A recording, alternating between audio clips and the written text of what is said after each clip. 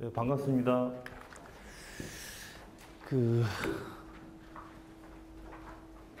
일반인들도 좀 많으신 건가요? 아니면 건축업에 종사하시는 분들은 어느 정도 되시나요? 건축업에 종사하시는 학생들까지 포함해서 3분의 1도 안 되시는구나. 일반인들이지만 건축에 관심이 계신 분이라고 봐야 되겠죠? 아니면 집을 좀 지어볼까 이러시는 분도 계실 거고. 알겠습니다. 제목은 이제 소규모 주택, 근데 이제 공동체 주택이라고 해서 함께 살아가는 여러 가지 방식이 있는 주택입니다. 그래서 또 건축에 대해서 배우신 분들은 코하우징이라고 유럽이나 미국이나 이렇게 일부 70, 80년대 한번 유행을 했었던 그런 건축 방식이고요. 지금도 그것이 남아 있습니다. 그래서 주거지 재생이라고 쓴 형태는 아무래도 제가 고민을 해봤을 때 계속 신축만 할 수는 없잖아요. 우리나라는 워낙 개발, 발전 이렇게 앞으로만 달려간 형태인데 유럽이나 여러 가지 여러분 보셨겠지만 좀 오래된 건물들도 많고 그러면서 그 안에서 마을이라는 게 형성이 되어 있는데 우리나라는 그렇지가 않습니다. 그러니까 없애고 새롭게 짓는 형태인데 그것 또한 고민이고 그것을 어떻게 보면 접목시킬 것인가 라는 측면으로 말씀을 드리고자 합니다. 그래서 가로쳐서 소행주와 태평동락 커뮤니티라는 사례를 중심으로 말씀을 드리려고 합니다. 소행주는 첫 해 강의하셨던 이일훈 선생님하고 자문위원으로 하시면서 같이 재미있게 작업을 하는 프로젝트고요. 그래서 지금 1호, 2호, 3호까지 3호가 진행 중입니다. 그래서 그거 이따가 좀 자세하게 말씀을 드릴 거고요.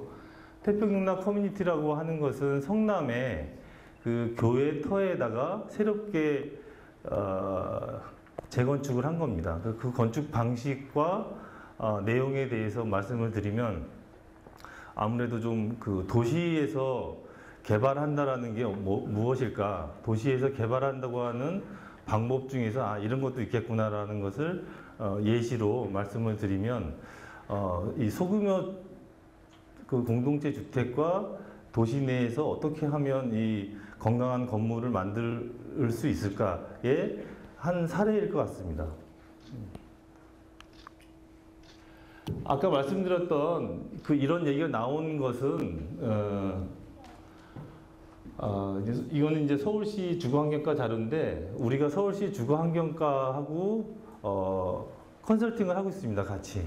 그래서 서울시 자체가 박원순 시장이 되면서 이 주거 문제에 대한 다양한 각도로서 접근을 하고 있고 그런 사례도 우리랑 같이 작업한 것들이 몇 가지가 있습니다. 임대주택과 관련된 것도 새롭게 시도하는 것도 몇 가지 있고요. 그거 이따가 말씀을 드리겠습니다.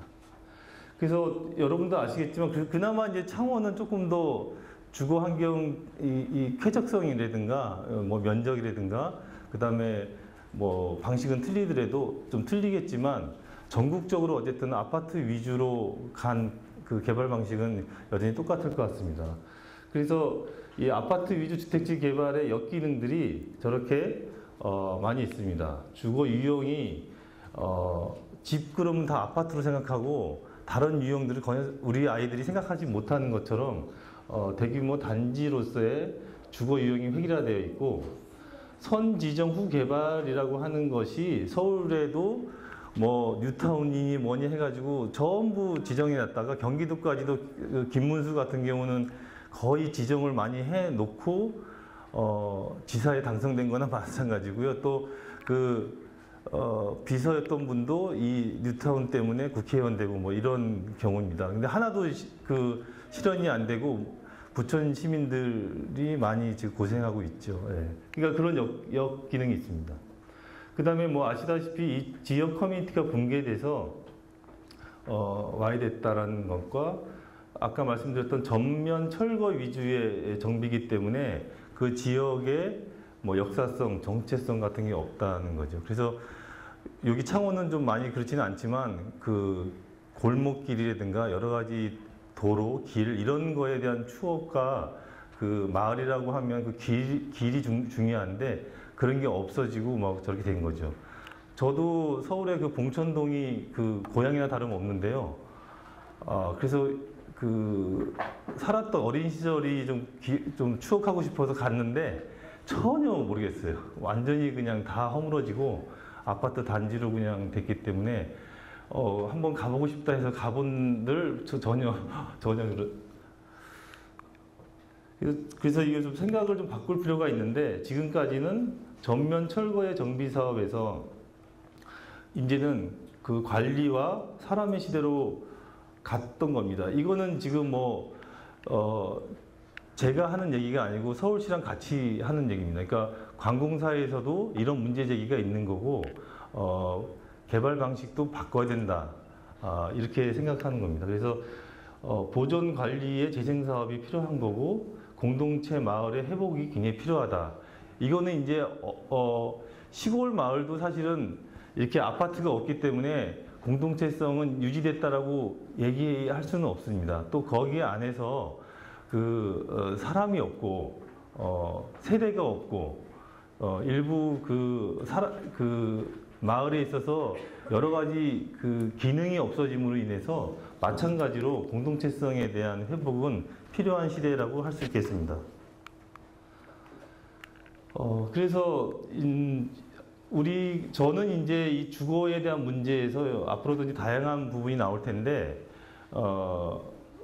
이런 식의 인권에 대한 관심이나 관점이 좀 있습니다. 그래서 앞으로도 이제 좀 나오겠지만 여러분들도 이제 그 신문이나 방송에서 주택협동조합이라든가 이런 말씀을 들을 수 있습니다. 그것 또한 보면 인권에 대한 문제입니다. 그래서 외국 사례들 같은 경우를 보시면 우리가 이렇게 알고 있는 아파트 공급, 분양, 그 다음에 집, 뭐 건축, 그 다음에 전세, 월세 이런 거하고 많이 틀린 나라들이 많습니다. 그러니까 주거가 먹는 것, 입는 것, 뭐 사는 것, 주거가 아주 복지의 기본이고 인권의 기본입니다. 그래서 이런 내용도 있습니다. 그래서 사람 중심의 주거지 관리와 공동체 회복의 역점을 뒀고요. 지금은 투자자 중심 경제적 관점에서 거주자 중심 사람의 관점으로 바뀌어져야 된다는 거고 서울시에서는 주민참여형 재생사업을 해서 지금 지역지구를 한 12군데 정도 정해서 가능하면 이렇게 가려고 하지만 쉽지는 않습니다. 하지만 이런 관점에서 바꾸고 있습니다. 그래서 이제는 뭐 그 지자체에서 의도도 하지만 아파트 가격이 좀 안정화되고 또 서울이나 이런 데는 하우스포가 굉장히 많아서 그전에는 집에 대해서는 사람 중심이 아니고 우리 아이들이 우리 공간 속에서 어떻게 우리 집의 취미는 뭐 우리 집의 문화는 이것보다는 전철역에서 몇 분 걸리고 뭐 그런 거잖아요. 그 다음에 얘가 좀 프리미엄이 있나 없나 소규모 단지인가 나홀로 아파트인가 좀 대단이냐 그렇게 해서 우리들 마음속에 혹시나 하는 조금이라도 올랐으면 더 오르면 좋고 뭐 이런 남들이 오르면 괜히 배 아프고 뭐 이런 것들이었거든요. 근데 그것이 점차 없어진 것은 사실이고요. 창원은 잘 모르겠습니다. 어쨌든 서울과 경기도는 많이 접었습니다. 많이 접으니까 이제 굳이 아파트에 살 이유가 좀 없는 겁니다. 그러니까 주거에 대해서 좀 다양한 이제 생각, 요구가 좀 나온 거고요. 그럼 이왕이면 내가 살고 싶은 집은 뭘까? 나는 집을 어떻게 생각했던가? 이런 것들을 좀 생각을 합니다. 그래서 조금 달라졌다 이런 생각이 듭니다. 그래서 아까 말씀드렸던 이 소통이 있어 행복한 주택은 제가 이제 자담건설은 한 13년 정도 된 것 같습니다. 이렇게 그냥 일반 건설처럼이 아니고 약간 대안 건축으로 고민을 했고 시작했었을 때가 그때 막 성수대교 붕괴되고 막 불법 하도급도 많고 막 이랬을 때입니다. 그래서 건설 쪽에서 조금 좋은 문화를 만들어 보자라고 좀 자담을 시작했는데 그러면서 생태 건축이나 에너지 패시브 이런 쪽으로 많이 좀 하다가 그래도 사람이 중요하다. 사람이 만족하는 게 중요하고 아무리 좋은 집도 아무리 멋진 집도 아닌 것 같아요. 그다음에 패시브 하우스 같은 경우도 소박하지가 않아요. 굉장히 그 돈을 많이 투자해야 되는 거고 일반인들이 하기에는 좀 어려운 건데 그래서 중요한 거는 사람이 만족하고 사는 게 중요하다. 그래서 관계가 중요하고 소통이 중요하다라고 해서 4년 전에 이제 성미산 마을에서 시작하게 된 것입니다. 소행주는 회사 이름이기도 하고 그 건물 이름이기도 합니다. 그래서 공동주택 코디네이터의 역할을 하겠다. 그 집을 지을 때도 그 뭐 10년 늙느니 뭐 아는 사람한테 집 지으지 말라는 등 뭐 여러 가지 그 집 지으면서 고생한 얘기를 많이 들으셨겠지만 그래도 뭐 남자뿐만이 아니라 여성분들도 한 번은 집을 지어보고 싶은 생각들은 있으실 거예요. 근데 우리나라는 공급자 위주의 이 방식이었기 때문에 우리가 보험 같은 경우도 거의 주는 사람 위주잖아요. 내용 모르잖아요. 부동산도 건물도 마찬가지입니다. 일반인들이 잘 모르게끔 공급자 위주로 이렇게 형성이 된 겁니다. 그 다음에 자재를 팔아먹는 그 사람, 뭐 유통, 뭐 이런 쪽도 건설 쪽이 다른 업종에 비해서 제일 좀 열악합니다. 제일 뒤떨어졌어요. 그래서 잘 몰라요. 그 다음에 굉장히 단가가 뭐 3억 이상 이렇게 집 지으려면 이렇게 되는데 그렇기 때문에 일반 사람들은 겁나기도 하고 쉽게 접근을 좀 못하는 거죠. 그러다 보니까 업자 아니면 공급자 위주의 방식이 된 거죠. 그거를 좀 도와줘야 되겠다 이런 거였고요.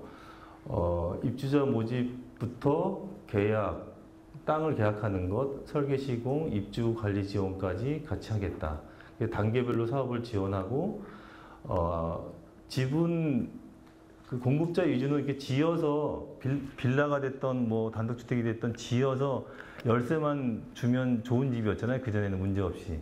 근데 꼭 모든 사람이 그렇지는 않거든요. 그래서 비전문가도 자기가 집을 지을 수 있는 거거든요. 자기가 원하는 거에 맞게끔. 그게 기본인데 단독주택은 그렇게 합니다. 그 단독주택도 그러면서도 고생들도 많이 하지만 단독주택은 자기 마음대로 좀 집을 짓고 설계도 하고 그러는데 이 공동주택, 이게 빌라 같은 경우도 내가 한번 설계해볼까 이런 생각을 전혀 못 하고요. 제가 이거 1호 할 때도 여기 입주자분들하고 얘기할 때도 말만 그렇지 정말 그렇게 될 거라고 생각을 못 했나 봐요. 그러니까 그만큼 이런 공동주택에서 자기가 참여해서 설계하겠다라는 것에 대한 좀 일반인들은 생각이 전혀 못한다 이렇게 생각합니다. 그래서 그런 역할을 좀 하겠다라고 해서 회사를 만들었고요. 그래서 이 주택 같은 경우는 그래서 아까 뭐 회사 이름이기도 하고 주택인데 이거는 이제 주택인데 함께 만든다.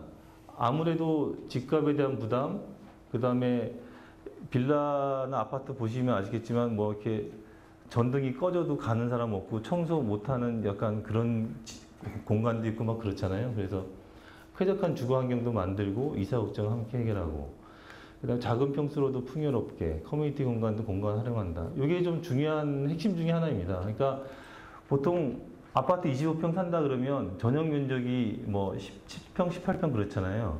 그것도 같은 단독주택에 25평이다 라고 하면 조금 더 넓습니다. 약간 그 여유 공간들이 많기 때문에 여기는 작은 평수인데 풍요로운 이유는 그 공용 공간이라고 해서 전용 공간을 제외한 나머지 공간에 대한 활용도를 최대한 높인다. 그 측면에 있습니다. 그리고 도시는 점점 작은 집이 이제 유행할 수밖에 없고요. 도시에서는 맞춤으로 살기 때문에 그 굳이 안방이 크고 거실도 크고 그러니까 보편적으로 그 모든 사람한테 분양하기 위해서 이렇게 스탠다드로 잡아놓은 것이 한 20%에서 25% 정도는 아주 비효율적인 방입니다. 그러니까 방의 개수라든가 화장실의 개수, 거실의 면적 이런 것들이 우리 가족에 맞는 게 아니기 때문에 어느 한 방은 그냥 옷방으로 돼 있고 창고방으로 가 있고 또 어느 한 방은 뭐 강아지나 뭐 고양이 방이기도 하고 뭐 그런 것들이 이 문제가 이제 그 다이어트를 해가지고 적당하게 하면 할 수밖에 없습니다. 도시 내에서는. 그 다음에 일본에서 그 입주자가 스스로 설계에 참여한다는 것이 중요한 건데요. 이 입주자 참여 설계, 일본에서 많이 좀 유행했었던 것입니다. 그다음에 마을과 어우러지는 주택, 그다음에 작은 마당과 녹지를 최대한 만든다. 예. 그래서 2008년부터 관심자들을 모아서 성미산 마을에서 설문조사해서 2011년 4월 달에 1호가 완공했고요. 입주했고 2012년 7월 달에 소행주 2호가 입주했고요. 이제 2013년 9월 달에 소행주 3호가 입주 예정입니다. 소행주는 그 흔히 뭐 빌라로 보시면 돼요. 빌라. 도시 속에서의 빌라. 그래서 80평에서 100평 사이의 땅을 가지고 보통 업자들이 8집 정도 가운데 계단에다가 8집 짓는 정도의 그 정도 땅인데 그거보다 좀 작다거나 그거보다 좀 큰 땅을 효율적으로 해보자 뭐 그런 겁니다. 그래서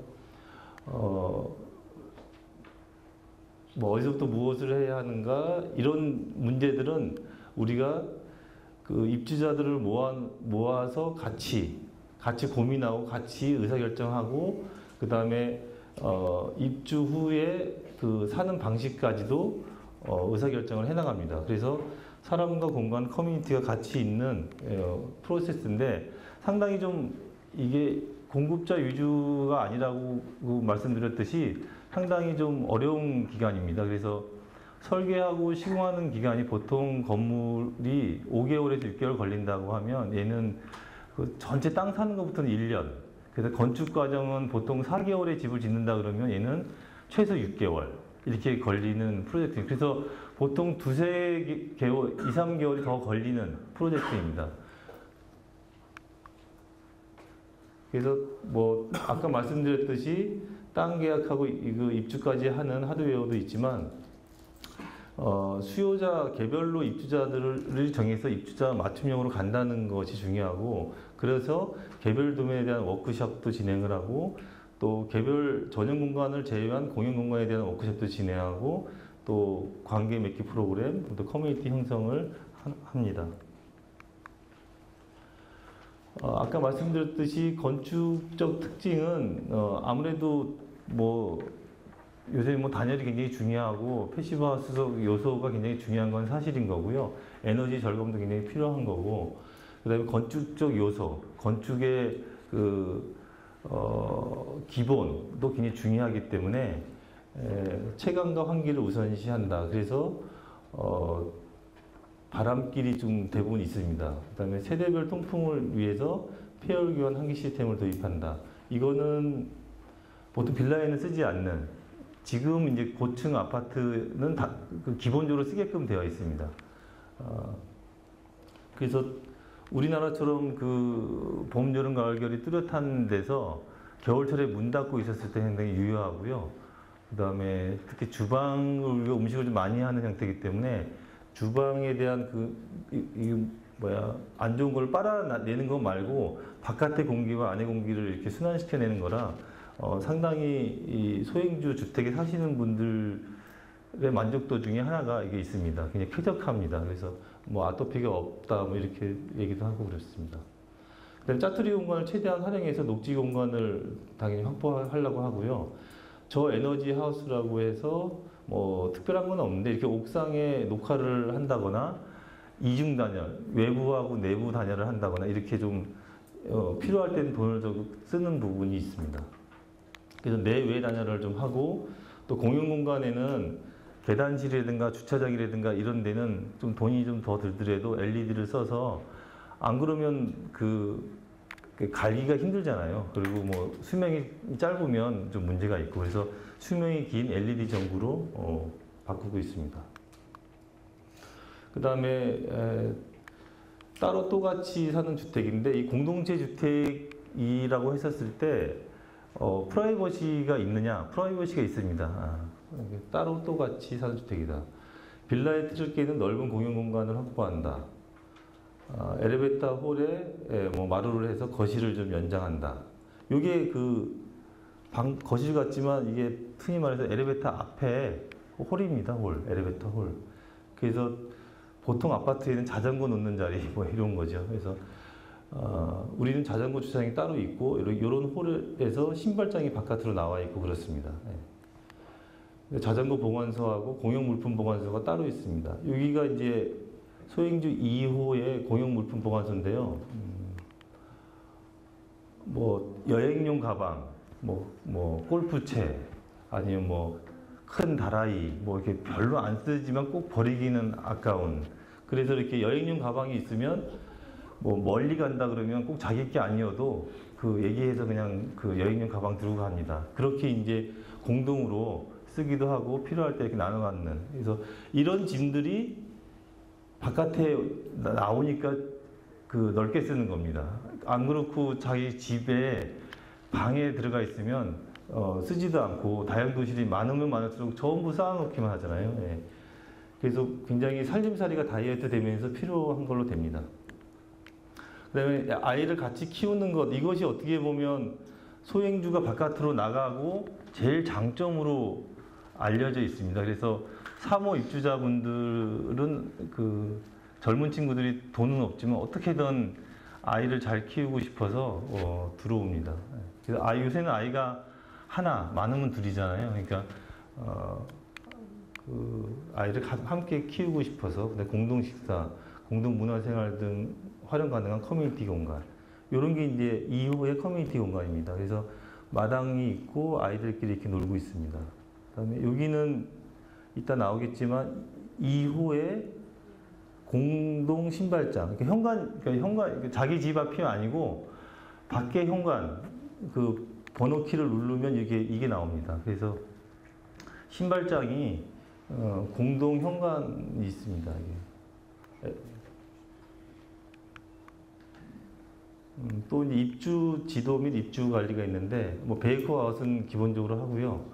그다음에 세대별로 건축에 대한 매뉴얼을 좀 맞춰서 입주하고 나서 그 매뉴얼북을 드립니다. 그 매뉴얼북이 기초가 돼서 아까 책이 나온 것인데 건축 정보를 같이 주고요. 입주 후 주택관리 방법으로 뭐 보일러가 됐던 뭐 이렇게 그 주부들이 관리할 수 있는 매뉴얼을 만듭니다. 이거는 우리나라가 어쨌든 빨리 나아져야 될 것 같습니다. 이제 미국 같은 데는 부동산 건물을 매매할 때도 이런 매뉴얼이 있으면 은행에서 그 더해주고요. 이런 매뉴얼이 없으면 그 안 해줍니다. 그러니까 그만큼 부동산이나 이런 그 건물에 대한 관리나 시스템이 그 새로운 매매자한테 갈 때 그 은행 융자까지 해주는 그런 시스템이 되어 있거든요. 그래야지만 건물의 역사나 무엇을 수리할 것인가, 어떤 걸 수리했다, 이런 것들이 다 정보가 있는데 그렇지가 않잖아요, 우리나라는. 그러니까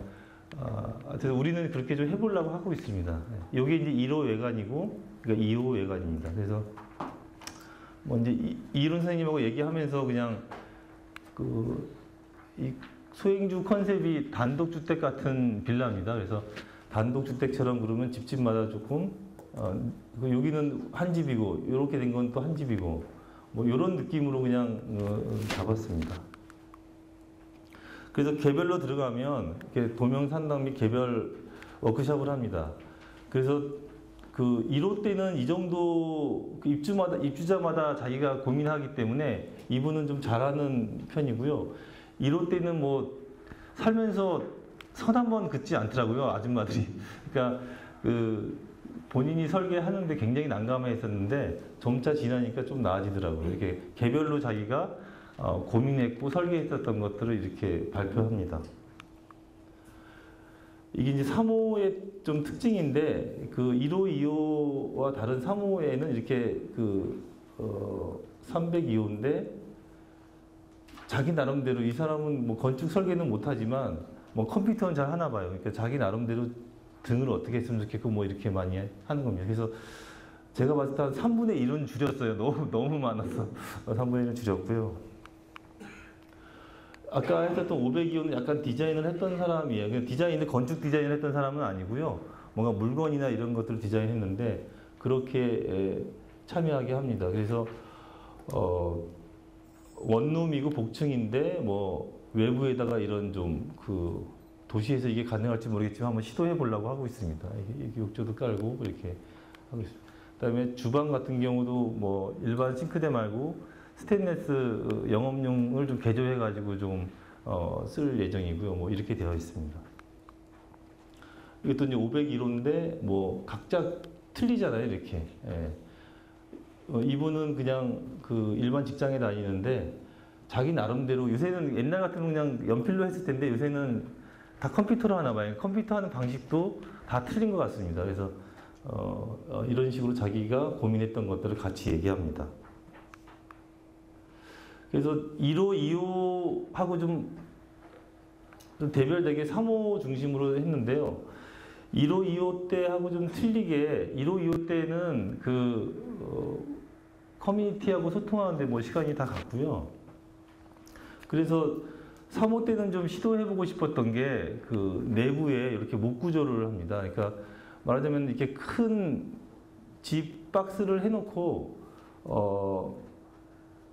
맞춤형으로 하다 보니까 그 초기에 고민을 하다가 뭐 2, 3개월 지나서 공사하면서 또 고민을 해보려고 하니까 놓치는 부분들이 많더라고요. 그래서 그 골조를 해놨을 때 거의 고민이 마무리되는데 늦게 고민되는 분들이 있어요. 그러니까 뭐 주부들 같은 경우는 처음 해보기도 하고 그 다음에 건축에 대해 낯설어서 그냥 뭐 아무렇게나 지어주세요. 뭐 이렇게 하다가도 시간이 지나면 지날수록 관심이 생기고 하다 보니까 뭔가 반영하고 싶어요. 근데 나중에 되면 그 골조, 그러니까 콘크리트가 다 쳐져 있기 때문에 그 다음에 반영하지 못하는 아쉬움이 있어서 수납 공간으로만 그때 했었거든요. 그래서 지금 1호, 2호 사진은 없지만 그 수납 공간으로만 하기에는 부족함이 좀 있습니다. 그래서 수납 공간을 지금도 잘하는 건 굉장히 필요하지만 여전히 공간 구획을 우리 가족에 맞게끔 잘 하는 게 좀 중요해서 골조 이후에 협의를 좀 더 한 다음에 이렇게 하고 있습니다. 그 다음에 창호는 시스템 창호를 1호 때, 2호 때는 쓰지 않았었습니다. 그러니까 워낙 공간 자체나 비용 자체가 좀 시스템 창호는 좀 비싼데 이제 3호 때까지 가니까 공간이 작은 집이 좀 많아요. 그 다음에 작은 집이 많다 보니까 창호가 그렇게 크지 않았으면 좋겠다는 요구가 많고요. 창호가 크지 않으면 일반 우리 PVC 창호, 뭐 LG 하이샤시 뭐 이런 걸로 쓰기에는 맞지 않는 곳이 나오더라고요. 그러니까 예를 들면 여기는 없는데 이렇게 한 짝짜리 창이 필요할 때가 있어요. 공간이 작다 보면. 그러면 저거는 이렇게 우리나라 같은 경우는 이렇게 미닫이잖아요. LG 창호나. 이것은 거의 한국식 창호예요. 거의 유럽이나 아니면 뭐 북유럽, 러시아 아니면 뭐 이런 캐나다 이런 쪽에도 대부분은 지금 여닫이 창입니다. 여닫이 창이 발전하다 보니까 시스템 창이 굉장히 발전되어 있는 거고요. 그래서 우리는 그냥 편하게 이렇게 여닫이로 했는데 요거는 픽스고 요것만 열리는 겁니다. 그러니까 공간에 따라서 요구가 조금 더 구체화되고 다양해진 거죠. 그 다음에 좁은 집에 맞게 하려다 보니까 이렇게 한 짝짜리 여닫이 문들에 대한 필요성이 좀 높아져서 요번엔 집집마다 약간 옵션으로 해서 지금 하고 있습니다. 그 다음에 당연히 온라인상에서도 의사결정 과정을 하는데요.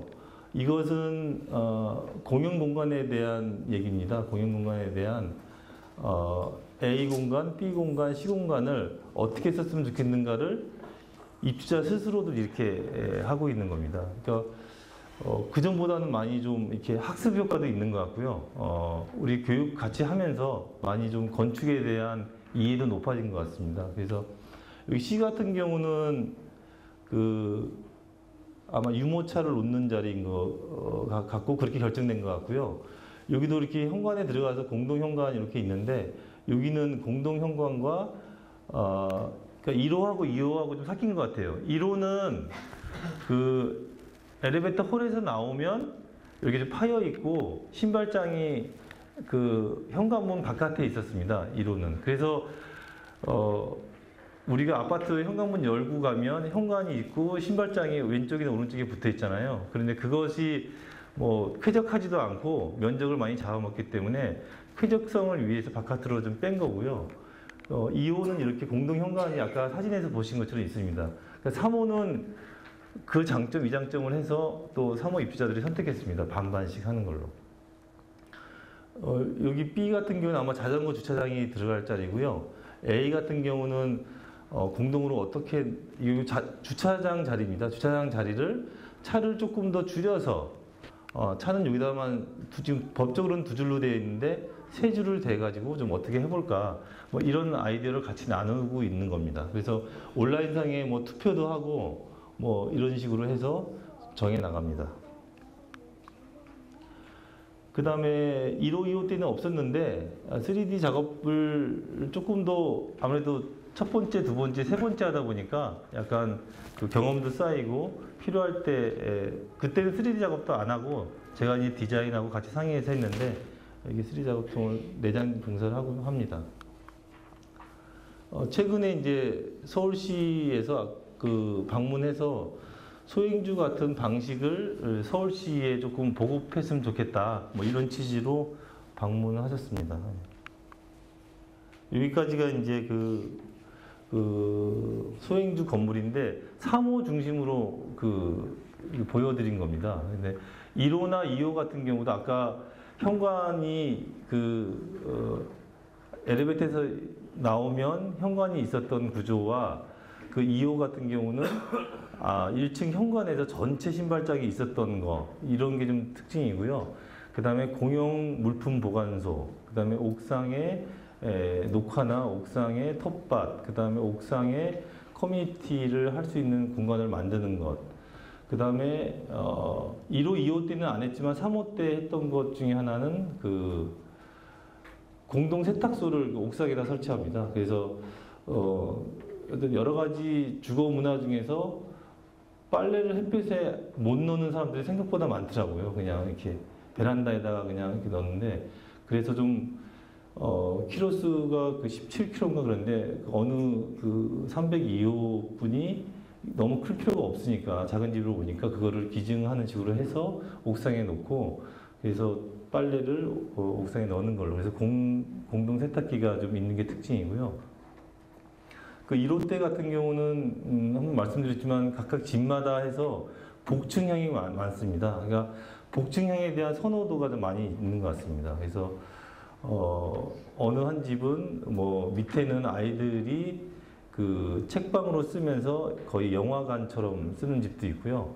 어떤 집은 짜투리 공간, 그 한 평도 안 됩니다. 2레벨 정도 되는 거를 아이들 그 놀이방으로 쓰고, 그 다음에 최상층은 전부 다 다락을 했습니다. 그러니까 다락에 대한 꿈은 누구나 다 있는 것 같습니다. 그래서 다락이 1호 때는 그래도 한 1.7m 정도 되게 만들었는데 2호 때는 한 1.5m, 3호 때는 1.2m 이렇게 자꾸 작아집니다. 작아지는 이유는 아무래도 이런 게 언론에 나가다 보면 이렇게 건축법상으로 규제를 합니다. 다른 업자들이 막 다른 식으로 해서 세대를 증가시키는, 저렇게 해서 원룸으로 세를 주고 뭐 이러기 때문에 마포구청에서도 어쩔 수 없이 이 한 층의 최고 높이를 좀 규제를 해서 어떻게 보면 그 손해보는 보고 있습니다. 그렇게 어떻게 보면 다양한 주거를 위해서는 저렇게 좀 다락 같은 경우가 많이 쓰이면 좋겠는데 그게 좀 안 되고 있습니다.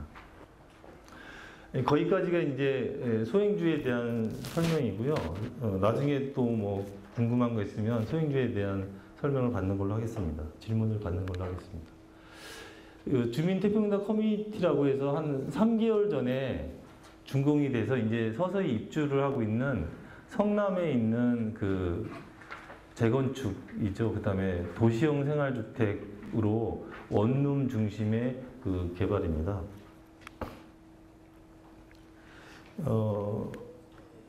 성남에 그러니까 주민교회라고 하는 좀 오래된 교회가 있습니다. 이 교회는 그 주민 생활협동조합, 그러니까 생협, 그 다음에 신용협동조합, 우리가 말하는 새마을금고나 이런 식의 은행까지도 만들었었던 그 협동조합과 관련된 그 역사가 좀 있는 교회인데요. 이런 교회에서 원래 팔고 가려고 했는데 안 팔린 상태에서 제가 이렇게 제안을 한 겁니다. 그래서 이 지역에서 오랫동안 그 역사가 있는데 그거를 팔고 가시면 안 된다고, 그러면 업자만 좋은 일 시킨다고 해서 좀 방법을 바꿨던 겁니다. 그래서 생활과 협동 정신으로 지역을 변화시키는 주거 문화를 한번 만들어 보자. 그래서 마을 공동체에 좀 약간 진화이면서 도시에서 하나의 모델이 되지 않겠느냐, 뭐 이런 식으로 해서 시도가 된 겁니다. 그래서 이렇게 생겼고요, 주민교회는. 그래서 아까도 도시 재생에 있어서 굉장히 필요한 것들이 이 마을이라고 하는 것이 새롭게 세종시처럼 만들어질 수도 있지만 거의 그거는 이제 그 역사가 없기 때문에 어르신네들이 막 아무리 좋아도 안 떠나려고 하는 거는 그 지역 정서나 역사성이 있거든요. 그래서 그런 공공성, 지속성을 가지고 이거를 태평당 커뮤니티라고 하는 개발 방식으로 한번 해보자, 이렇게 정해진 겁니다. 그래서 건물은 이렇게 생겼고요.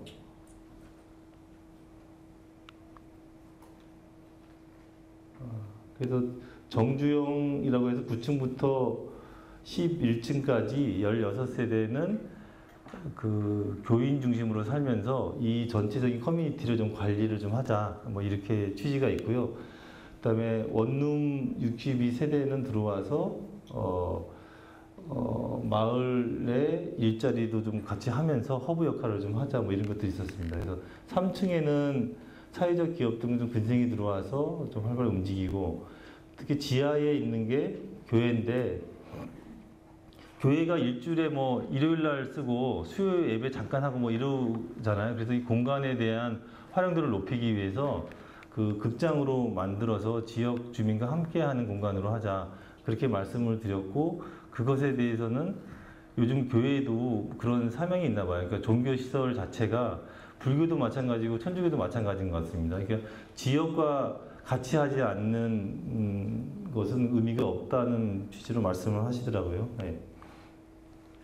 그래서 이렇게 보통 프로세스가 그러는데, 철거하기 전에 빈집 잔치를 이렇게 좀 했고요.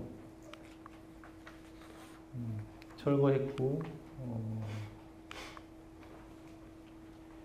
이런 식 과정을 가지고 골조공사까지 좀 완료를 했고요. 여전히 뭐 도시에서는 민원이 굉장히 많은 건 사실입니다.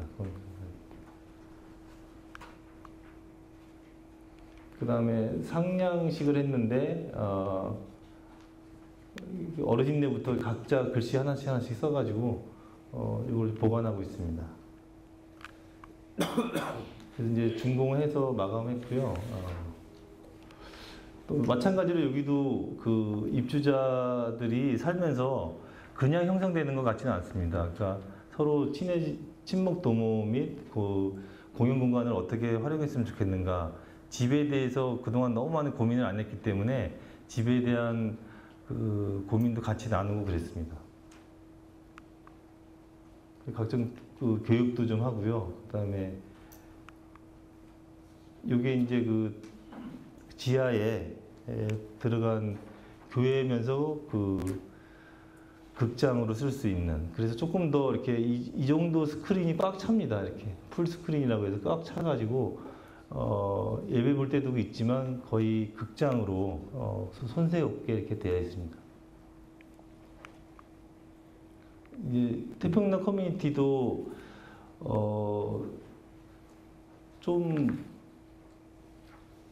언론에서 관심이 있는 것은 워낙 우리가 특별한 것은 아니에요. 근데 워낙 획일적이어서 개발하면 그냥 업자가 사업성 좋게 최대한 개발을 하고 주인은 그냥 떠나고 뭐 이런 거였거든요. 근데 이제 함께 뭔가 한다는 것, 그 다음에 그 커뮤니티를 위해서 주택협동조합을 뭐 추진한다는 것, 교회가 뭐 극장을 만들어서 교회 공간 자체를 함께 쓰려고 한다는 것, 이런 것 자체도 사실은 그냥 별거 아닌 것 같긴 한데, 일반인들이 보기에는 굉장히 그 관심이 있는 것 같습니다. 그래서 그렇게 그 조명이 좀 되고 있습니다.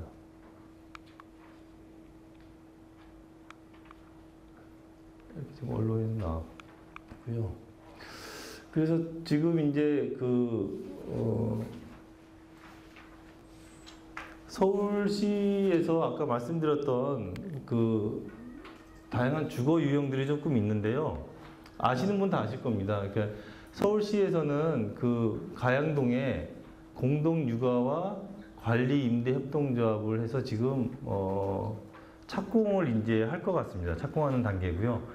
그 소행주에서 지금 코디네이터를 하고 있는데 얘도 좀 가양동 그 임대주택이 얘도 좀 언론에 주목받는 이유는 임대주택이라고 하는 것이 우리가 아는 것처럼 그 작은 평수에 좀 못 사는 사람들이 사는 공간, 그래서 일부 조금 넓은 평수의 아파트에 있으신 분들이 반대하기도 하고 뭐 이렇게 바리게이트 쳐서 다르게 다니게끔 하자고 하고 뭐 이런 식의 문제가 있었던 것도 있거든요. 근데 우리나라에서 임대주택 자체는 상당한 국가적인 과제입니다. 그래서 임대주택처럼 지자체나 정부에서 지원을 그렇게 많이 해주는 데가 없습니다. 그러니까 그 도배도 뭐 찢어지면 몇 년에 한 번씩 갈아주죠. 보일러도 고장이 안 나도 다 갈아주죠. 당연히 갈아주게끔 되어 있습니다. 그러니까 임대주택에 사시는 분들이 그게 건물을 관리하고 자기 집을 관리하는 거에 대해 소홀할 수밖에 없어요.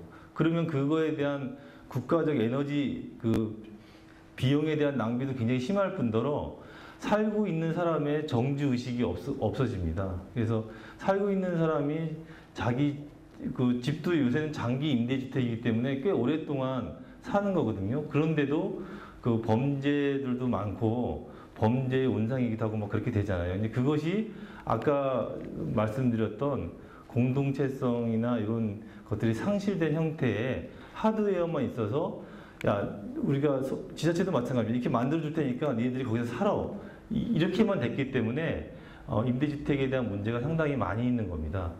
그리고 우리나라 임대주택의 비율이 외국에 비해서는 상당히 없는 편입니다. 지금도 많은 것 같지만 그러니까 돈은 많이 지원해 주지만 외국에는 거의 30% 이상까지 차지합니다. 주거 비율에서. 그렇지만 지원은 주긴 하지만 관리는 임대인 스스로가 하게끔 하고 있습니다. 그러니까 이제 그 임대인 스스로가 장기 저리로 뭔가 수익성도 내면서 집에 대한 애착을 가지고 있는 거죠. 그래서 사람들이 임대주택에 산다고 해서 별로 또 그런 괴리감이나 이런 게 없습니다. 훨씬 더 임대주택에서도 뭔가 좋은 주택이 훨씬 더 외국에는 많이 있고요. 그런 문화들이 좀 바뀌어야 된다고 생각합니다. 그런 거를 이제 서울시에서도 소행주 사례를 보고 24세대들을 뽑아서 1.5배수를 뽑아서 이렇게 같이 해서 이제 뽑았습니다. 그래서 공동 육아를 중심으로 한 그 임대주택이지만 한번 관리를 해보려고 합니다. 그래서 매년마다 적립되는 그 관리비를 해서 SH하고 같이 노력을 해볼 겁니다. 그래서 관리 협동조합이 돼서 여기 사시는 분들이 스스로 관리할 수 있게끔 그렇게 할 예정입니다. 그러니까 이것이 아마 처음으로 시도가 돼서 지금 언론에 좀 관심이 좀 있는 거고요. 임대주택의 다양한 유형 중에서 이제 하나가 될 거고, 이런 임대주택에 대한 관리를 어떻게 하면 예산 낭비도 좀 줄이면서 스스로 할 수 있는지 이렇게 됩니다. 그래서 여기는 공동 육아를 중심으로 하기 때문에 주거 자체를 한 5년 정도 살면 이렇게 바뀔 수 있게. 그러면 우리가 규약을 만들 때 초등학교 거의 고학년 되면 여기 공동 육아를 또 운영을 해야 되기 때문에 그러면 약간 청년들이 돈 벌어서 살기가 어렵기 때문에 취지는 그렇습니다. 청년들이 결혼해서 돈 벌어서 뭔가 집을 산다거나 다른 데를 하는 게 상당히 어렵거든요. 그래서 청년들이 그러니까 신혼부부가 돈을 제일 많이 쓰는 게 육아입니다, 육아. 그러니까 아이들에 대해서 돈을 많이 쓰는데 아까 소행주 같은 경우도 육아 때문에 사람들이 많이 몰려온다고 한 것처럼 아이 한두 명을 가르치는 문제를 함께 아이를 키우는 거기 때문에 사람들이 관심이 많은 겁니다. 여기도 이 신혼부부들이 돈을 벌어서 나갈 수 있게 하려면 아이들에 대한 교육비나 아이들한테 들어가는 비용들을 아끼자, 이런 게 제일 큽니다. 그 다음에 아까 서울시에서 하나 또 하고 있는 것이 방학동에 두레마을이라고 하는 게 있습니다. 얘는 단독주택 리모델링을 해서 두 채인데요. 한 집에는 4가구, 또 한 집에는 2가구인가 이렇게 해서 부부도 있고요. 혼자 사시는 분도 있고 약간 나이 드신 분도 있고 그렇습니다. 그래서 이거는 방학동에 사는 사람들한테 모집을 해서 거기에 맞게끔 스스로 주택을 관리할 수 있을 만한 분도 들어와 있습니다. 그렇게 지금 이제 리모델링 중인데 요거는 이제 쉐어하우스 개념입니다. 쉐어하우스라고 하는 거는 그 코하우징 중에서도 공동 주방, 공동 거실, 이렇게 해서 주방과 거실, 화장실을 같이 쓰고 각각의 방, 우리 흔히 말하면 우리 아파트를 한 2~3 가구가 쓴다고 생각하시면 돼요. 그래서 방 하나가 조금 더 한 가구가 사는 거고 공동 주방과 공동 거실을 쓴다. 이것이 굉장히 의미가 있는 것입니다. 그러니까 지자체에서 이렇게 쓰는 게 쉽지는 않습니다. 얘도 이제 소행주에서 소행주 2호의 203호 같은 경우가 미혼 여성 5명이 사는 쉐어하우스입니다. 그래서 1인 2실이 하나가 있고요. 2인 1실이 하나 있고 나머지는 1인 1실입니다. 그래서 방 4개에 5명이 살고 있으면서 또 그 안에 공동 거실, 공동 주방을 사용하고 있습니다. 이것도 일본에서는 5년 전부터 부동산에서 굉장히 획기적으로 쉐어하우스 바람이 불고 있습니다. 그래서 굉장히 큰 부동산 임대 시장이고요. 사람들이 혼자고 외롭고 그런 것도 있고 이것을 관리해 주는 것 때문에 히치츠 부동산이나 몇 군데서 어쨌든 일본의 쉐어하우스의 사례가 상당히 부동산 임대 시장에 중요한 지금 하나의 흐름입니다. 근데 우리나라는 조금 아직 좀 늦는데 그러니까 서울시에서도 이런 개념을 갖고 있습니다. 그래서 아까 말씀드렸듯이 신축이 아닌 리모델링, 그러니까 계속 철거한 다음에 새로 짓는 형태는 우리나라 끝도 없습니다. 이제 그 리모델링에 대한 기법이나 그 수준, 여러 가지 관심도 이런 것들이 상당히 높아지고 있습니다. 그래서 외국에 비해서는 말도 안 되죠. 우리나라는 20~30년만 돼도 어떻게든 안전진단 받아가지고 다시 때려 지으려고 했잖아요. 근데 그때는 1억, 2억이 이제 더 올라갈 것이다. 용적률을 더 완화해 줄 것이다. 이렇게 해서 정보했는데 충분히 살 수 있는 건물들을 구조 보강해서 살면 100년 이상 충분히 살거든요. 그렇게 국가적 낭비는 이제 그만해야 될 때가 좀 온 거죠. 그래서 어떤 지자체도 이렇게 리모델링을 해서 쉐어하우스를 하고 있다. 이거는 전체적으로 되기는 좀 어렵습니다. 하지만 그 모델로서 시범 사업으로 지금 하고 있는 것입니다.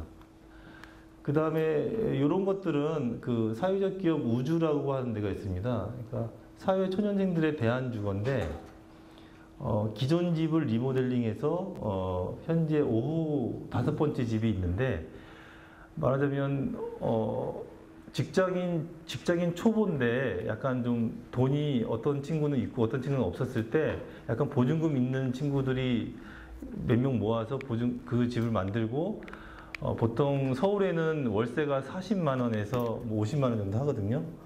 여기는 어떻게 하는지 모르겠지만 40만 원에서 50만 원 정도 합니다.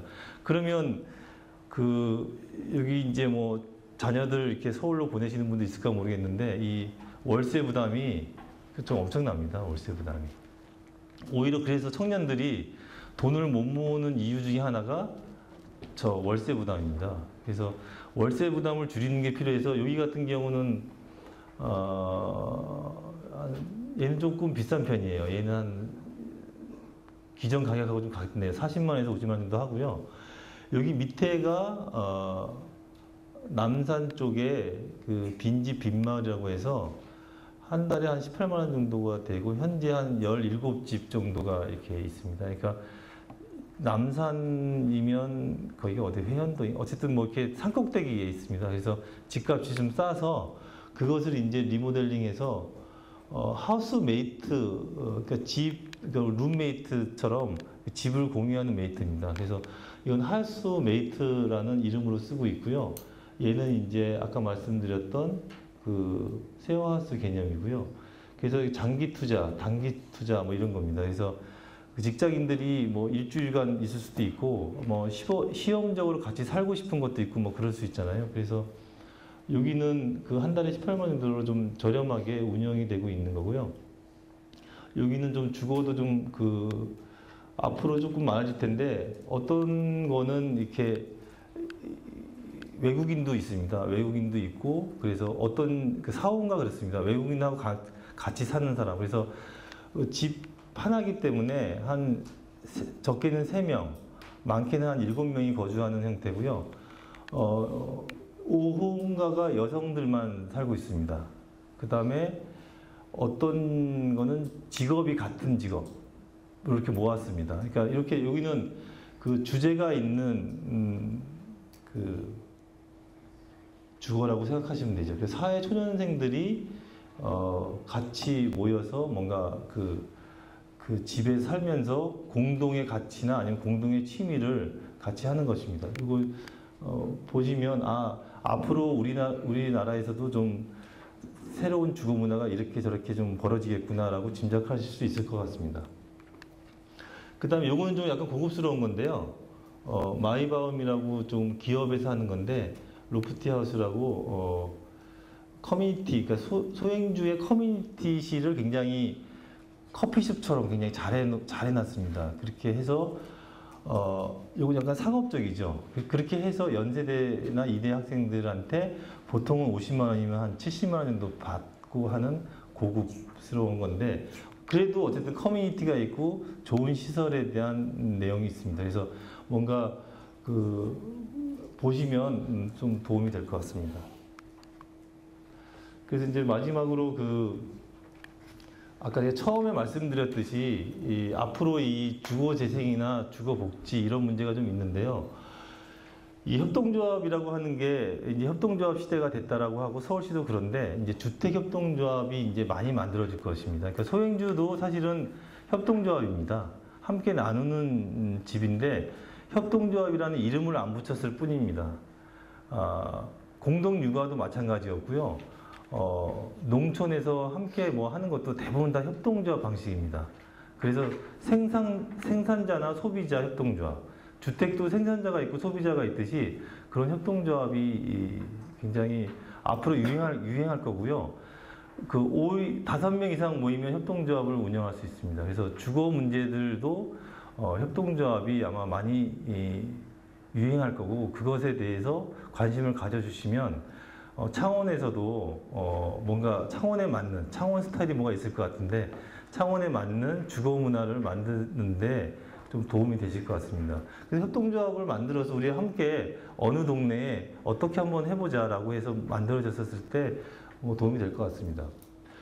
그래서 이거는 지금 그 주택조합 설립 취지 중에서 이런 게 있습니다. 그러니까 소유는 조합이 하고 공공이 하고 거주는 조합원이 합니다. 그래서 주택의 소유와 거주가 분리되어 있습니다. 이거는 아까도 말씀드렸듯이 외국에는 조금 당연하게 받아들이는 나라들도 좀 많이 있고요. 그 주거가 굉장히 우리는 그 집값이 뭐 억대가 넘어가서 막 그런데 그렇습니다. 그래서 조합이라고 하는 거는 우리가 그 공동 지분, 흔히 말하면 공동 지분으로 갖고 있는 겁니다.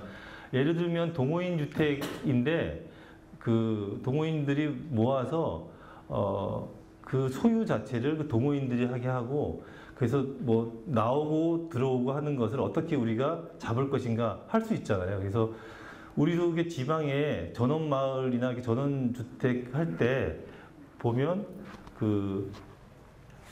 여기도 이제 우리가 자랑건설에서 한 건데 지리산에 이제 뭐 한 20가구가 들어간다 아니면 다른 데에 몇 가구 한다 하면 그 땅은 공동 소유로 합니다.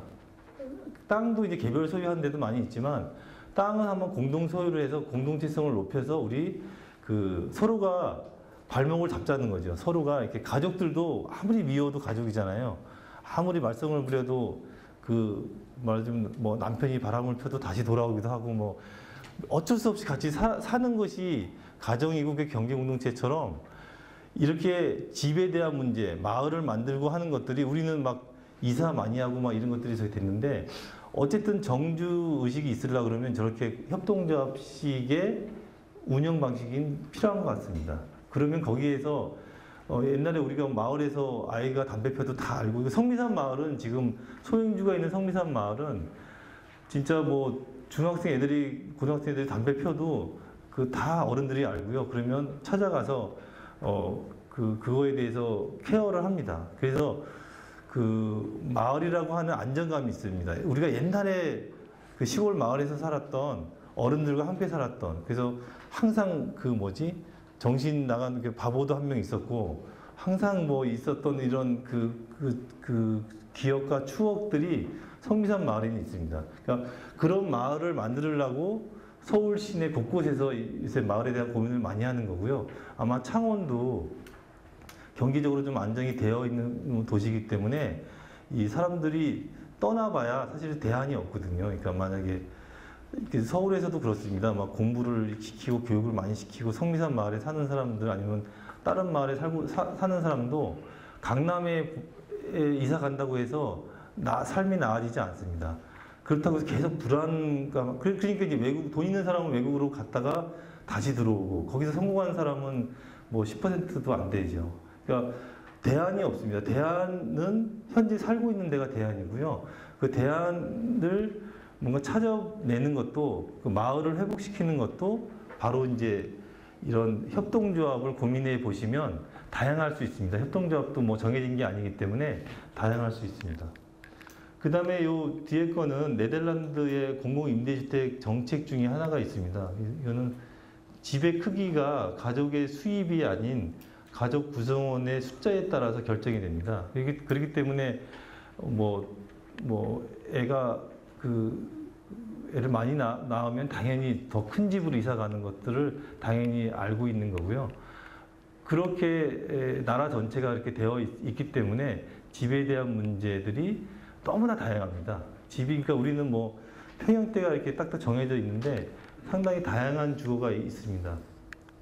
그래서 이런 주거에 대한 문제는 관심이 얼마 되지 않았던 것 같습니다. 아까 말씀드렸듯이 소행주가 된 지도 지금 4년째 되고 있고요. 그 다음에 서울시 지자체장도 관심이 있어서 울산도 조금 관심이 있는 것 같더라고요. 그러니까 지자체장이 관심이 있어서 뭔가 마을 만들기를 하려고 하는데 마을 만들기 자체가 주거 문제와 떨어질 수가 좀 없는 문제더라고요. 그러니까 마을을 만들어 놓고 좋은 학교를 만들어 놓고 좋은 커뮤니티를 만들어 놨는데 주거가 좀 불안해서 막 이리저리 옮겨 다니면 그거 자체가 많이 깨지거든요.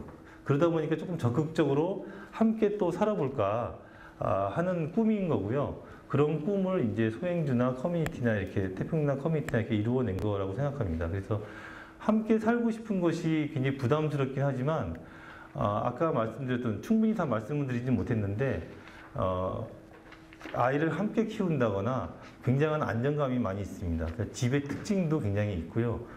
그렇게 할 수가 있다. 그래서 협동조합에 대한 관심을 좀 많이 가져달라는 것과 주거는 정말 다양할 수 있다. 공급 방식도 다양할 수 있다. 그러니까 집이 없어도 집을 지을 수 있고 참여할 수 있고. 그러니까 돈이 없으면 못 짓는데 돈이 있는 사람하고 같이 하면 되거든요. 그러니까 뭔가 그 방법을 찾으면 창원에서도 좋은 게 만들어지지 않을까 생각합니다. 그래서 여기까지 제가 발제하는 건 끝내고요. 질문을 받고 말씀을 드리는 걸로 하겠습니다. 소행주는 이제 협동조합으로 출발하지 않았는데요. 협동조합식으로 운영이 됐습니다. 그래서 지금 성격이 일단 법인으로 되어 있습니까? 네, 회사는 법인으로 되어 있습니다. 그런데 협동조합 코디네이터의 역할을 한다는 거죠? 네네. 그러면 처음에 토지를 살 때 그리고 건축이 완성될 때까지 문제는 입주자들이 토지값도 내고 출자 비용을 어떻게 하느냐 그게 좀 궁금하네요. 뭐 그거는 그 소행주 그 땅을 구입하는 것부터 땅을 우리가 계약을 합니다. 그 회사에서. 그러니까 조합원 대표가 계약을 한 것이 아니라 조합원 대표가 아니고요. 예. 소행주가 이제 네네, 입주를 예. 해서 왜 그러냐면 입주자가 먼저 모여져 있는 경우가 있을 수가 있는데 100% 세팅이 안 됩니다. 그러니까 지금 이제 여러분들 이제 소행주 카페에 이렇게 보시면 은평지구에도 관심한 사람이 있고 삼각산 재미난 마을에서도 조금 같이 소행주처럼 짓고 싶다 해서 지금 땅을 알아보고 있고요. 뭐 일산 대조동 뭐 수지 이렇게 곳곳에서 소행주 방식처럼 하고 싶다 이렇게 얘기를 합니다. 그러면 이제 일부 소행주처럼 우리가 땅을 사는 경우도 있지만 거기서 주체가 있으면 저는 그렇게 얘기합니다. 거기서 동호인들이 모여지면 그러니까 8집이 들어갈지 9집이 들어갈지 모르지만 한 3, 4사람만 있어서 주체가 되어지면 그 방식은 달리할 수 있다. 지금 말씀하신 것처럼 이렇게 조합은 아니지만 이렇게 3, 4명이 모아서 그 토지를 구매하는 것부터 해서 컨설팅을 해줄 수가 있거든요. 그래서 가능하면 우리도 그걸 권합니다. 근데 워낙 소행주 프로세스는 여전히 땅 사면서부터 1년을 넘어가면 비용이 상승합니다. 그렇기 때문에 그 경제적 가치도 굉장히 중요하기 때문에 비싸게 저렇게 지을 거면 천천히 하면 되지만 그래서 땅을 먼저 구입을 합니다. 구입을 한 다음에 구입하기 전에는 이 땅이 그래도 괜찮겠다라는 정도의 건축적 파악은 하고요. 그런 상태에서 입주자를 모집합니다. 입주자를 모집할 때 아까도 말씀드렸듯이 돈이 없는 사람도 있고 돈이 있는 사람도 있고 청년도 있고 뭐 혼자 사는 사람도 있고 뭐 그렇잖아요. 그러면 이제 그분들이 원하는 가격, 원하는 평수를 얘기합니다. 그래서 가격하고 평수가 맞으면 그렇게 호수가 지정됩니다. 그러니까 호수 지정은 선착순입니다. 그래서 선호하는 게 나오는데 대부분은 그 최상층의 다락을 운영할 수 있는 최상층을 선호하고요. 그 다음에 약간 돈이 계신 분은 아까 말씀드렸던 복층형, 복층형으로 만들어주면, 한 30평 가까이 되거든요. 조금 이렇게 2개층 주택을 하게 되면. 그러면 이제 나머지 집이 한 10평짜리 나오는 집이 있습니다. 그러면 10평짜리는 이분이 한 1억 2천밖에 없는데 얘기하다 보면 10평인데 약간 베란다가 있고 뭐 이렇게 해서 그분이 선택하게 되죠. 그래서 소행주 1호에 대한 평수가 평수보다는 가격으로 봐서는 3억 5천부터 1억 2천까지 이렇게 있는 겁니다. 이렇게. 평수를 달리해서 본인이 계약하게 되어 있습니다. 그럼 입주자 입장에서는 이제 토지값하고 네네. 그다음에 이제 건평 몇 평에 대해서 평당 얼마 해가지고 네네. 얼마 부담하고 네네, 그렇습니다. 다 이제 경비 네네네네, 그렇습니다. 그렇게 해서 그래서 이제 그게 원래 우리가 소행주 1호 할 때 목표가 주변 시세랑 같이 하자였습니다. 주변에 업자가 갖고 있는 마진이 있을 거니까 그거랑 같이 하자라고 해서 소행주 1호를 했는데 그 소행주 1호는 적자를 봤습니다. 같이 했기 때문에. 근데 같이 해도 아까 말씀드린 건축적으로 옥상 녹화부터 해가지고 공용공간 자체를 전부 다 꾸며야 되기 때문에 그 비용이 작지도 않고 단열이라든가 여러 가지를 조금 더 하니까 그 비용들이 있어서 그렇고요. 그래서 소행주 건물은 커뮤니티실이 있습니다. 그러니까 공용실이 있습니다. 그래서 그 실은 원칙적으로 한 세대당 한 평값을 내는 걸로 되어 있습니다. 그래서 그걸 같이 쓰는 공간으로 하고 있습니다. 그럼 이제 소행주는 시공을 다른 건설업체에 시공을 주는 것이 아니라 자담 건설이라고 하는 자체 시공사를 가지고 공사하는 거죠? 그렇죠. 지금까지는 그런데 이제 지역적으로 넓어지기도 하고 또 여러 가지를 하면 이게 소행주 프로세스가 힘들어요. 보통은 설계하시는 분이나 건축하시는 분 있지만 못 맞히거든요, 사람. 그래서 특히 여성분들 상대하기 어렵다. 그다음에 혼자 사는 사람 어렵다. 또 사자 들어간 사람 어렵다. 이런 게 있거든요. 그런 것처럼 굉장히 힘든 과정들을 한꺼번에 8명, 9명을 같이 하는 거잖아요. 그렇기 때문에 이런 거를 하는 건축을 하는 건축가나 아니면 시공사나 이런 게 좀 많아졌으면 좋겠는데 아직까지는 좀 없는 것 같습니다.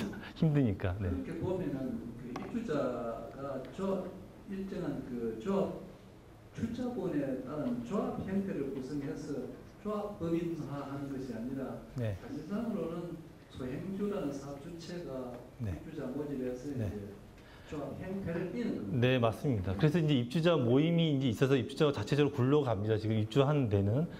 그래서 3호까지는 그렇게 될 건데 아마 4호도 일부 그럴 수가 있습니다. 그렇지만 아까 말씀드렸던 이미 세네 집이 모여져 있는, 이미 약간 취미도 갖고 일부 약간 함께 살고 싶은 사람들이 있잖아요.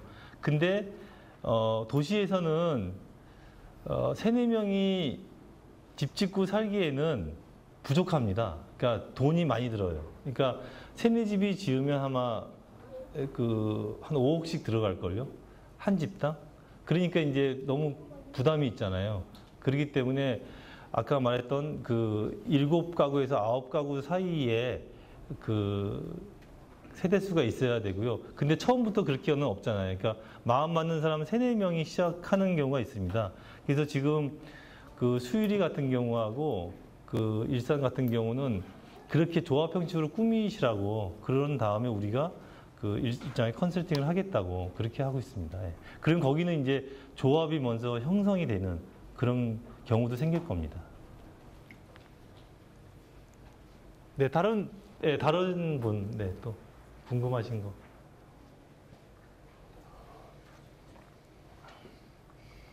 네. 저 책에서 보니까 그 집집마다 다 사명이 달라가지고 네. 그 배관 이런 것이 다 각각 아, 네, 많이 보셨네요. 네. 그래서 책에서 봤을 때는 아직까지는 뭐 그거에 대한 뭐 위층 물소리라든가 뭐 이런 네. 소리가 크게 들리거나 그러진 않는다고. 네, 네, 네. 근데 지금 그 이후에 2호, 3호 주택도 그렇게 건설되고 있는지. 네. 지금 그 질문하신 거는 그 소행주의 약간 시행착오 중에 하나인데요. 근데 좀 어쩔 수 없는 것이 있습니다. 그러니까 일본은 철저합니다. 일본 주택은 그 집이 이렇게 있으면 그 밑에 아파트도 밑에 층은 밑에 층대로 위층은 위층대로 완벽하게 독립되어 있습니다. 그래서 공사비가 상당히 우리나라보다 한 3배는 비싼 것 같아요. 건축비가. 그러니까 말하자면 우리는 아파트에 우리 집 똥배관이라든가 오줌배관이 밑에 층 화장실에서 있잖아요. 그래서 고장이 나면 밑에 층 내려가서 이렇게 확인해보고 뭐 이러거든요. 모르시나? 지금 대부분 그렇게, 아니, 다 그렇게 되어 있습니다. 다 그렇게 되어 있어요. 그러니까 단독주택 같은 경우를 짓고 뭘 하더라도 배관 자체가 이렇게 묻혀져 있고요. 지금 우리나라 아파트 같은 경우는 그렇게 배관 자체가 밑에 집에 가 있는 거예요. 그러니까 내가 쓰는 설비 배관이 밑에 층에 들어가 있는 겁니다. 근데 그거는 건축비를 낮추기 하는 것도 있고요. 아직 우리나라 시스템 자체가 그렇게 좀 안 되어 있습니다. 근데 일본은 철저하게 그래서 약간의 한 번 슬라브가 더 있어요. 그래서 그 집 배관은 그 집 안에 다 있게 되어 있습니다. 그래서 뭐가 물이 샌다고 화장을 한다거나 하면 완벽하게 그 집의 책임 하에 되어 있어요. 그러니까 그렇게 되다 보니 건축비가 많이 비싸고 하는데 소행주가 이제 맞춤형 주택으로 하다 보니까 평수가 크면 그래서 일본도 그 빌라 형식으로 하긴 합니다. 그렇지만 일본은 그러한 그 역사나 그러한 그 설비 그 건축 이런 게 있었기 때문에 철저하게 화장실은 안 건드립니다. 그러니까 화장실 라인은 똑같이 있습니다. 그래야지 이제 건축비를 줄여서 가니까. 그래서 그 화장실의 피트 라인은 그 설비가 나가는 라인은 최소한 짧게 그래야지 막히는 일이 없으니까. 그다음에 최소한 점검이 쉽게 그렇게 되어 있거든요. 그게 거의 일본에는 원칙입니다. 근데 이제 그 맞춤형으로 입주자 참여형으로 한다고 했었을 때 우리나라 사람은 약간 어쨌든 일본 사람보다도 약간 다이나믹하고 좀 그렇잖아요. 뭐 시키면 시키는 대로 안 하기도 하고 뭐 그런 게 있고 저 또한 그렇습니다.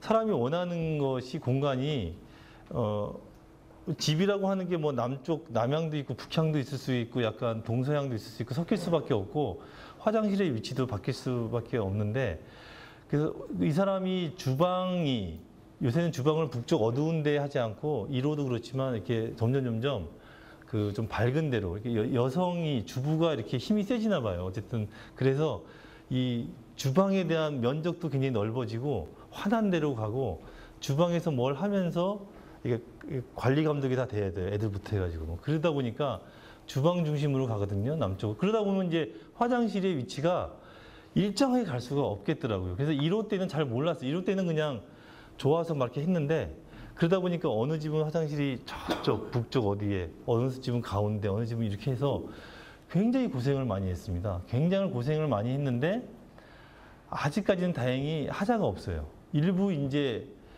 하자가 있었던 거는 우수 라인과 섞여가지고 일부 그래도 확인이 돼가지고 바로 고쳤는데 아직은 이게 왜냐면 설비 라인은 짧을수록 좋다고 했잖아요. 일본이 얘기한 것처럼. 그러니까 그 주방 라인하고 화장실 라인하고 섞다 보면 거실에서부터 저 방까지 길어지면 그 수평으로 오래 하기 때문에 오래되면 아무래도 침전물이 쌓이고 뭐가 그럴 수 있을 것 같아요. 근데 아직까지는 없는데 그래서 2호나 3호 때는 굉장히 그 부분이 중요할 것 같다. 왜냐면 우리는 이렇게 짓고 공급하고 떠나면 그만이지만 살 사람은 굉장히 중요하니까 우리가 당장은 아니더라도 굉장히 중요하다. 그래서 그걸 맞춰보려고 했는데 그게 쉽지 않았어요. 그래서 그렇지만 이제 2호나 3호로 가면서는 화장실의 바운드가 여기서부터 여기까지는 피트라인 이렇게 그냥 그 한 1m 안에서가 가서 화장실이 여기 붙던 여기 이렇게 좀 정했습니다. 3호 때는.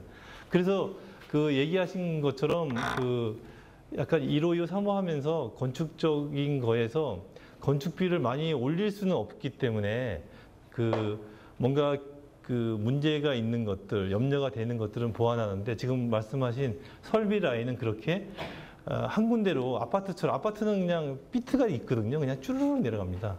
아파트처럼 하지는 않고 그래도 이 맞춤형으로 해야 되기 때문에 이 바운드를 정해서 3호는 하고 있다는 거.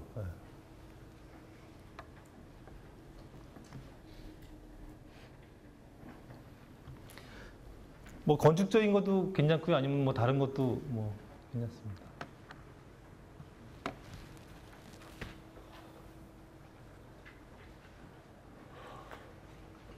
예, 뭐 질문하실 분 더 이상 안 계십니까?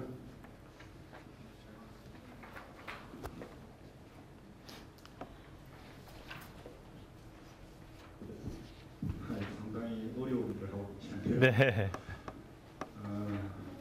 저는 설계 강의를 하고 있습니다. 설계 네, 그렇게 아시겠네요. 네. 건축 진만큼 어려운 게 없다라는 네. 생각을 참 많이 하게 네. 됐습니다. 실제는 건축 쪽을 많이 알아야 된다라는 생각을 하고 네.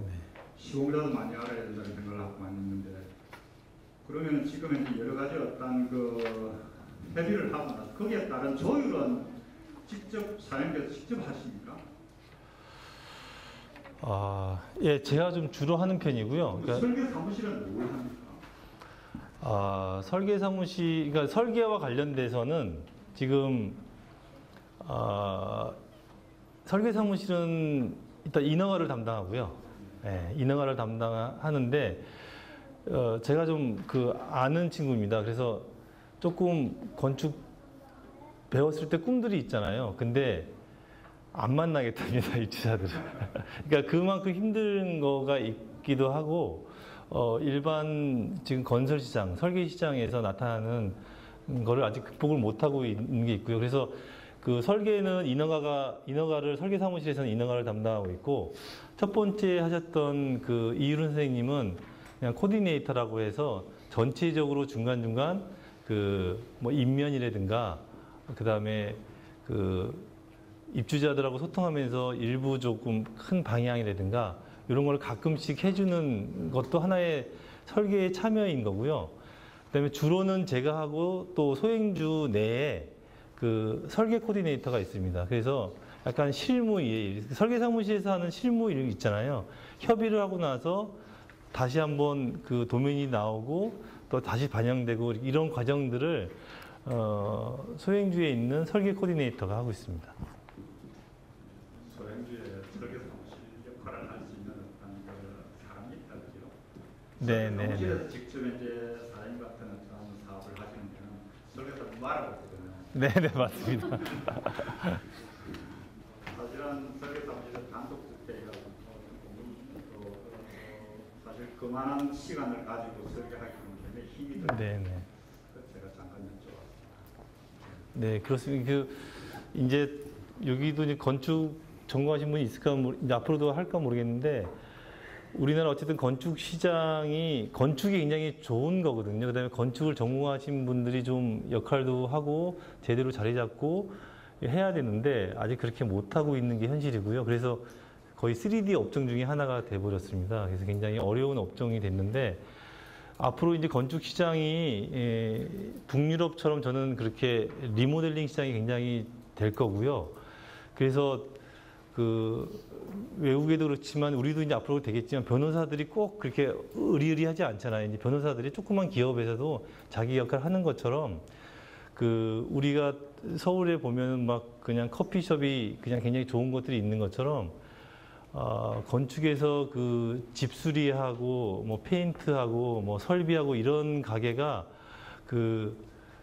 기술도 좀 떨어지고 이렇게 물건만 파는 데가 아닌 것처럼 젊은 건축가들이 아마 하는 시대가 될 거라고 생각합니다. 그래서 이제 강남에는 일부 좀 생기는 것 같아요. 그게 그렇게 해서 북유럽에는 건축가들이 3-4명이서 거기는 막 우리나라처럼 신축을 안 해요. 단독주택도. 그래서 리모델링에 대한 기법과 건축적인 디자인 능력이라든가 이런 것 때문에 건축상을 많이 받는데 가보면 10몇 평짜리 집을 리모델링 한 거예요. 근데 건축가 3명이 모여서 뭐 그런 작품들이 나오고 건축에 주목받고 있거든요. 그것처럼 제가 이제 말씀드리는 것도 앞으로도 우리 건축이 이제는 조금 더 재료나 이런 게 높아지면서 정말 요구가 있는 데에는 옛날에는 그냥 뭐 세면기나 변기 고장나서 갈아달라고 하면 갈아만 주는 거가 이제 조금 컨설팅을 해서 조금 더 변기 하나 자체도 화장실 하나 자체도 좀 바꿀 수 있는 좀 제대로 바꿀 수 있는 뭐 그런 식의 좀 업그레이드가 되지 않을까. 그래서 건축가 하면 막 건설회사나 뭐 설계사무실에 어떻게 있는 게 아니고 앞으로는 이제 건축하시는 분들도 그런 역할들을 해내서 경제활동을 충분히 잘할 수 있거든요. 아직은 그런 사람들이 많지는 않은데 그렇게 이제 소규모로 뭐 요새는 인테리어 하는 분들도 그렇게 소규모로 특히 리모델링을 전문으로 하는 건축가가 이제 하나씩 생겨납니다. 그래서 오히려 이제 집을 새롭게 짓는 거에 대한 매력이 별로 없어지기도 합니다. 일부 조금 사람들 속에서는 오히려 단독주택을 사서 그러니까 집을 짓고 싶은데 그런 거 있잖아요. 우리가 뭐 신발을 사도 새 거는 이렇게 뭔가 어색하고 막 이런 거 있는 것처럼 집도 그전에는 무조건 신축해야 된다고 했는데 요즘에 약간 돈 있는 사람들 내에서도 그렇게 안 짓습니다. 그러니까 어떤 성북동이나 어디 조금 돈 있는 사람들의 예니까 조금 단독주택 조금 있는 데를 해서 리모델링 해서 사는 경우가 생겨납니다. 그래서 리모델링을 건축하는 전문가들이 좀 생겨나고 있고요. 그건 좀 바람직하다고 생각이 듭니다. 이제 그렇게 되다 보면 이제 많은 집들이 조금씩 보완하면서 리모델링을 하고 그거를 지금은 그냥 뭐 도배장법만 바꾸는 형태가 아니고 삶의 유형이 바뀌고 1, 2인 가구가 늘어나고 여러 가지가 바뀌기 때문에 바뀌는 거에 맞게끔 디자인이나 이런 것들이 같이 따라가줘야 되거든요. 그게 따라가 줄 수 있는 것으로 이제 거의 초창기 같아요. 거의 초창기. 그렇기 때문에 모르겠어요. 서울에서부터 창원까지 언제 이렇게 내려올지는 모르지만 아무튼 그렇게 건축이 좀 바뀌고 있고 굉장히 바람직한 그러니까 너무 늦었지만 그렇게 가는 게 좀 바람직한 것 같다라고 생각됩니다. 네. 소행주 1호에 지금 살고 계시잖아요. 저는 안 살고 있습니다. 네. 저는 애가 4명이라 거기서 못 살아요. 그러면 네. 하셨고 네네네. 또그 시스템청 아니 저기 1호는 시스템청가 아니죠? 네, 아니었습니다. 네. 또 연결도 좀 강화하고 네. 그랬을 때 저에너지 하우스를 네네. 그 추구하는 네네. 그런 방향으로 건축을 하셨는데 그 수준이 지금 어느 정도인지 또 향이 거기 집집마다 다 다르니까 네네. 일괄적으로는 또 말씀하시기가 좀 어렵겠지만 네네. 어느 정도의 수준인지 어느 정도, 그러니까 뭐 단열 기준이 뭐 중요한 거는 아실 거고요. 이제 일반인들도 법적으로 단열 기준이 점차 강화됩니다. 점차 그러니까 좋아지는 거죠. 그러니까 그렇지만 아직도 법적인 거에서는 뭐 지금 지붕에 하는 게 160인가요? 어쨌든 뭐 이렇게 스트로크가 굉장히 두껍고 뭐 벽도 옛날에 50mm 했었던 것을 한 85mm인가 이렇게 쓰고 뭐 그렇게 강화는 됐는데 그게 최소 법적치고요. 그러니까 소행주는 그 아까 같은 외단열 중심으로 하고 있습니다. 그러니까 이제 뭐 단열에서는 뭐 내부에서 단열하는 것과 외부에서 단열하고 있는 게 있는데 어쨌든 외부에 있는 단열이 훨씬 효과가 큽니다. 단열이 끊어지는 게 아니기 때문에. 그래서 벽돌 건물을 지금 많이 안 쓰고 있는 편이에요. 그러니까 벽돌 건물을 하면 벽돌하고 벽돌하고 붙어야 되기 때문에 그 단열재가 잘라지는 경우, 단열재가 안 붙는 경우가 많아서 그 약간 단열에 좀 취약합니다. 그래서 그게 이제 콜드 조인트라고 하는데 그런 게 이제 벽돌에는 어쩔 수 없이 많아서 근데 벽돌 건물이 있었을 때는 조금 시스템을 하드웨어를 좀 다르게 하면 되는데 우리나라에 없습니다. 우리나라에 없고 그래서 저도 이제 그 서울시 교육청 그 자문위원을 하고 있는데 학교는 벽돌을 되게 선호해요. 벽돌을 되게 선호해서 여전히 심의할 때 벽돌을 많이 넣는데 그 에너지 차원을 줄이기 위해서 그 공법이 아직은 없어요. 그래서 단열에 대한 문제를 말씀하실 때 우리는 외단열을 기본으로 한다. 외단열 중에서도 한꺼번에 할 수 있는 외단열을 기본으로 한다. 그렇지만 아무래도 북쪽에 대한 거라든가 그 베란다 쪽이나 일부에서 콜드 조인트가 있을 수밖에 없거든요. 그런 거는 이제 북쪽에는 50mm 정도를 더하고 나머지 쪽은 최소한 그 부피 약간 얇은 뭐 다른 단열재를 하는데 그렇게 이중 단열을 하기 때문에 근데 이중 단열을 하는 데는 제가 보기엔 고급 주택들, 단독 주택들은 이중 단열을 합니다. 그 다음에 저희 콘크리트 건물이라고 하는데 단열에서 좋은 것들은 아마 목조가 좀 좋은 거는 같아요. 목조의 긴밀성이 좀 있기 때문에 목조의 단열성이 좋은 건 있는 것 같고요. 그렇지만 저런 주택을 목조로 할 수는 없기 때문에 콘크리트 건물로 했었을 때 이중 단열을 안 했을 때는 아무래도 좀 그렇고요. 아까 말씀하셨던 건물에 있어서 만족도라 그럴까, 뭐 단열 성능 그렇게 단열 성능 좋고요. 그 다음에 아까 폐열 회수 환기 장치라고 하는 그 열 교환 환기 시스템으로 해서 실내 공기가 쾌적하다라는 거에 대한 만족도가 있고요. 그 다음에 층간 소음이 이제 층간 패드를 깔기도 하지만 집집마다 다르다 보니까 그 울림 현상이 별로 없어요. 그래서 층간 소음이 없다는 거. 뭐 그런 것이 그 건축적으로는 소행주에 사는 사람들이 좀 만족하는 것 중에 하나입니다. 그래서 아파트나 다른 것들은 똑같이 올라가잖아요. 그러니까 거실도 똑같잖아요. 그러니까 거실 스판에서 이렇게 울리는 게 그게 무시 못하는 거거든요. 근데 이제 소행주는 집집마다 다르기 때문에 이게 세워진 벽이 틀려서 그런 그 방음 패드를 깔아도 아파트는 소음이 나거든요. 근데 그런 게 좀 없다는 게 건축적 장점 중에 하나입니다.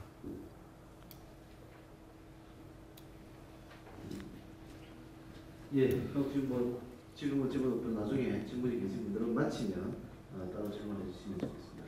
예, 그 강의를 해주신 우리 유현수 본부대표님께 다시 한번 고맙습니다. 고맙습니다.